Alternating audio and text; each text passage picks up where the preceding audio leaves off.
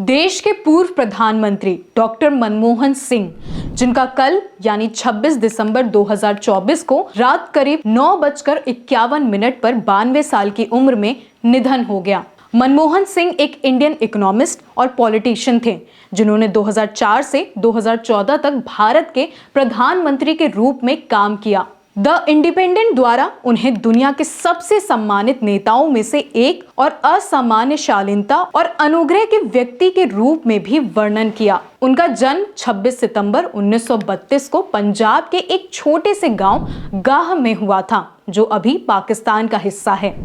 1947 में पार्टीशन के समय मनमोहन सिंह और उनके परिवार ने स्वतंत्र भारत में स्थानीयकरण किया। पढ़ना इतना पसंद था कि केरोसिन लैंप में पढ़ पढ़कर अपनी आंखें खराब कर लीं, मगर पढ़ना नहीं छोड़ा। चंडीगढ़ में पंजाब यूनिवर्सिटी से अपनी बैचलर की डिग्री इकोनॉमिक्स से हासिल की। इसके बाद मास्टर डिग्री कैम्ब्रिज यूनिवर्सिटी से प्राप्त की। बाद में उन्होंने ऑक्सफोर्ड यूनिवर्सिटी से इकोनॉमिक्स में डॉक्टरेट की डिग्री हासिल की। 1960 के दशक में उन्हें भारतीय सरकार में कई महत्वपूर्ण एडवाइजरी पोस्ट पर नियुक्त किया गया, जहां वो प्रधानमंत्रियों के लिए एक प्रमुख सलाहकार बने।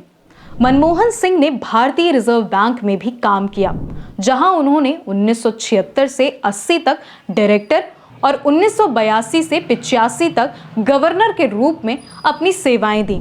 ये तो बस उनके शानदार करियर की शुरुआत थी। 1991 में उन्हें वित्त मंत्री यानी फाइनेंस मिनिस्टर के रूप में नियुक्त किया गया।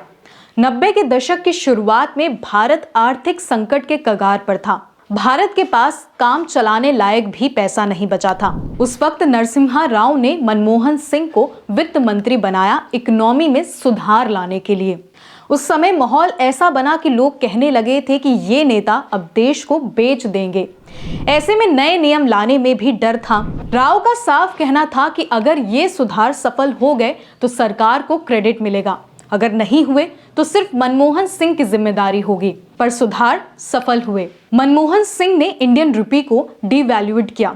डिवैल्यूएशन यानी सरकार जानबूझकर अन्य विदेशी मुद्राओं के मुकाबले भारतीय रुपए के मूल्य को कम कर देती है। ऐसा विदेशी खरीदारों के लिए भारतीय वस्तुओं को सस्ता और अधिक आकर्षक बनाकर व्यापार संतुलन बढ़ाने के लिए किया जाता है। इसके अलावा टैक्स यानी कर में कटौती करी।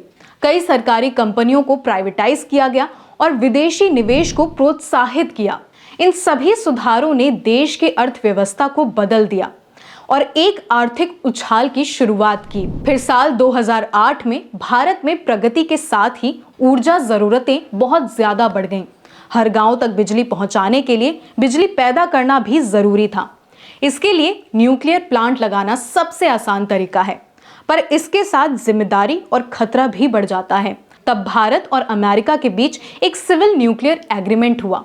इस डील के तहत भारत को न्यूक्लियर प्लांट्स के लिए फ्यूल टेक्नोलॉजी मिलने वाली थी और भारत को दुनिया के मार्केट से न्यूक्लियर फ्यूल खरीदने का अधिकार भी मिलता। हालांकि उस समय देश में माहौल ये बन रहा था कि ये सरकार यानी उस वक्त की मनमोहन सिंह सरकार अमेरिका के हाथ फिर कुछ बेचना चाहती है। सरकार ने ऐलान कर दिया कि ये डील होगी और 2008 में ये डील पूरी हुई, जिसके बाद भारत और अमेरिका के बीच न्यूक्लियर एनर्जी कॉरपोरेशन का एक नया दौर शुरू हुआ। 2014 की शुरुआत में मनमोहन सिंह ने घोषणा की कि वो आगामी लोकसभा चुनाव में प्रधानमंत्री के रूप में तीसरे कार्यकाल के लिए प्रयास नहीं करेंगे।